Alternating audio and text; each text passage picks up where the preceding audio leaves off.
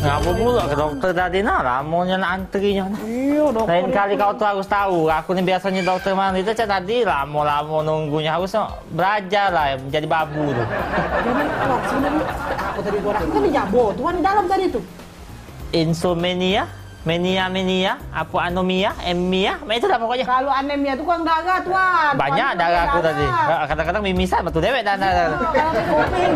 Insomnia, apa tak salah. Insomnia, itu dah. Penyakit sarut tidur. Nah. Itu Tuan. Dah cak tidur tadi. Dalam berapa bulan?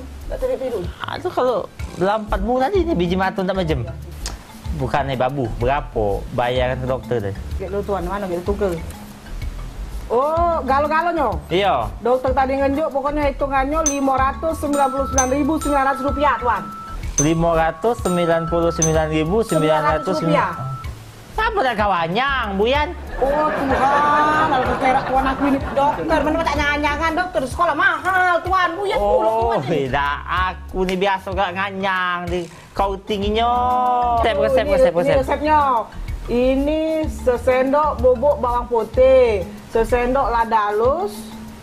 Oh bukan belanjain aku. Sudah aku ni ke dokter, bukan kepala normal. Salah Tuan, ini belanjaan apa tadi? Bukan Iwan aja bawang aja. Pokoknya lengkap dah. Tuan, yo. Coba nanti tidur dulu aku ya. Kurang ke Tuan ya? Iya. Iya, payah Tuan. Wih Tuan. Nah, nyangka semua.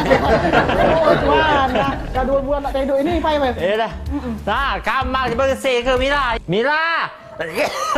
Iya Tuan, di sini Tuan. Nah, di sini kau ni rupanya. Iya dari tadi nunggu Tuan tu.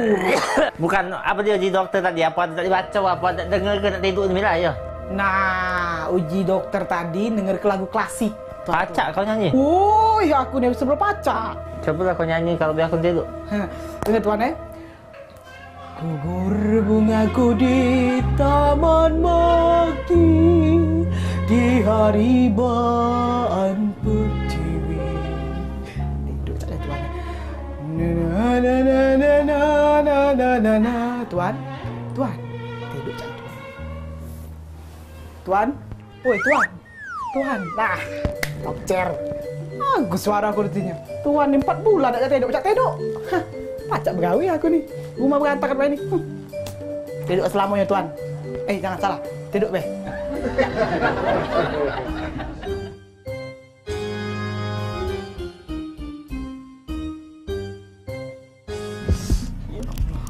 Mak mana ni? Ada mak mana gitu lagi. Tak lupa ini aku ni. Tuan. Tuan. Bangun Tuan. Hah? Bangun Tuan. Hat. Maaf. Apa tu lagi Mila? Aku baru mati itu ini dah ya. Oh. Maaf Tuan. Aku ni lupa nak tahu Tuan ada ubat Beli ubat? Yo. Ubat apa itu? Ubat tidur. Ubat tidur? Iyo.